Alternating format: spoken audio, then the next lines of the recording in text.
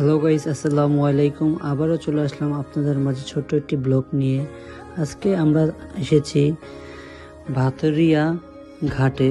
এই ঘাট থেকে আমরা নৌকা দিয়ে পার হয়ে যাব হচ্ছে পূর্বাচল, যেটা সবাই চেনে, কিন্তু তার পূর্ব নাম হচ্ছে হরদি বাজার।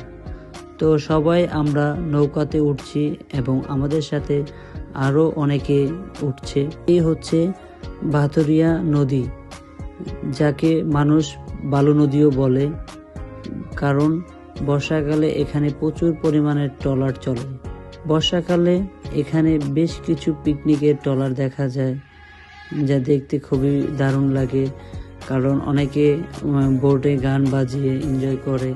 এই নদীটি এক সময় অনেক বড় ছিল, বর্তমানে নদীটি খুবই ছোট হয়ে গেছে। আমরা নদীতে খুবই এনজয় করছি। নদীর এই অপরূপ দৃশ্য আসলে দেখার মতো।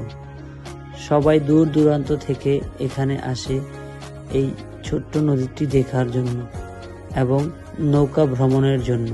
সত্যি এই ছোট নদীটি আপনাকে মুগ্ধ করবে। দেখতে দেখতে চলে আসলাম হরদি বাজার। এটি একটি পুরাতন বাজার, যার এখন বর্তমান নাম হচ্ছে পূর্বাচল।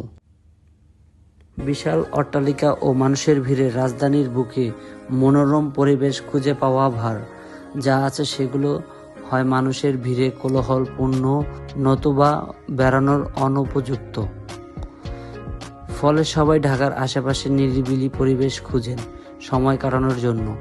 এমনই একটি গ্রামীণ জনপদ রূপগঞ্জের নীলা মার্কেট। ঢাকার রূপগঞ্জ সড়কের 300 ফিট এলাকার শেখ হাসিনা স্টেডিয়ামের পাশেই নদীর তীরে ঘেঁষে গ্রামীণ এই বাজারের অবস্থান। 300 ফিটের দিকে স্থানগুলো ভ্রমণ প্রেমীদের কাছে বেশ জনপ্রিয়। এদিকে নীলা মার্কেট গড়ে ওঠায় রূপগঞ্জ আকর্ষণ বেড়েছে কয়েক গুণ। মার্কেটটিতে আসলে কোনো স্থায়ী স্থাপনা নয়, অনেকগুলো ছাউনি দেওয়া দোকানগুলোর সমন্বয়ে এই নীলা মার্কেট। খাল, বিল, নদী থেকে আহরণ করা দেশি মাছ, পাশাপাশি মিলে টাটকা শাকসবজি। নীলা মার্কেটের অন্যতম জনপ্রিয় খাবার হাঁসের মাংস দিয়ে চিতই পিঠা। নদীর ধার ঘেঁষে গড়ে ওঠা দোকানগুলোতে পাওয়া যায় সুস্বাদু খাবার। আছে নদী, খাল, বিলের দেশি মাছ ফ্রাই ব্যবস্থা। চাইলে যে কেউ তার স্বাদ নিতে পারে। আবার চাইনিজ খাবারের দোকানও আছে। খুব অল্প দামে পাওয়া যায় সব ধরনের খাবার। এছাড়া নীলা মার্কেটের কয়েকটি জনপ্রিয় খাবার মিষ্টি, ছানা মিষ্টি, জিলাপি, বালিশ মিষ্টি, সন্দেশ, দই খুবই জনপ্রিয়। তবে আমাদের প্রধান আকর্ষণ ছিল হাঁসের মাংসের সাথে চিতই পিঠা। গ্রাম্য নারীরা মাটির চুলায় হাঁসের মাংস রান্না করছেন, কেউ আবার চিতই বানাচ্ছেন। প্রতি প্লেট মাংসের দাম 200 থেকে 250 টাকা। শুধু যে বাজার, খাবার, রেস্টুরেন্ট আছে তা কিন্তু নয়। মনোরম পরিবেশ, কোলাহল মুক্ত পরিবেশ যে কাউকে মুগ্ধ করবে। পাশ দিয়ে বয়ে চলা বালু নদীতে নৌকায় ঘুরে বেড়াতে পারেন।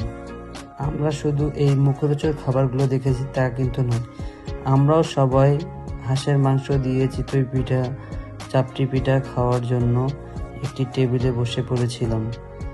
এবং আমাদের খাওয়া দাওয়া শেষে আমার ছোট ভাগিনা, সে জাম্পিং করবে বলে তাকে উঠিয়ে দিলাম হাওয়াই বেলুনে। আমার ছোট ভাগিনা হাওয়াই বেলুনে উঠে খুবই এনজয় করলো এবং সাথে আরও সুন্দর সুন্দর কিউট বাচ্চারাও জাম্পিং করতে থাকলো। তাদের এই আনন্দ দেখার মতো ছিল।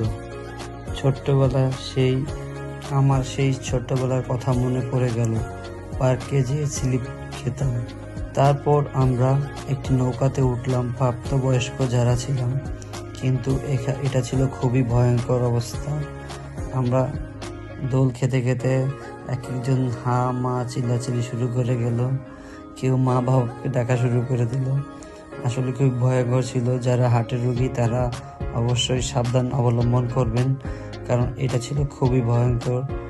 এই নৌকাতে আমার সেকেন্ড টাইম ওঠা। আমি মনে মনে প্রতিজ্ঞা করেছিলাম আর কখনো নৌকাতে উঠবো না। এই দেখুন নৌকাতে যারা উঠেছিল তাদের কি অবস্থা। তারা নৌকা থেকে নেমে মাটিতে বসে পড়ছে, কারো মাথা ঘুরছে, কারো বমি বমি ভাব হচ্ছে। সবাই ভালো থাকবেন। আল্লাহ হাফেজ।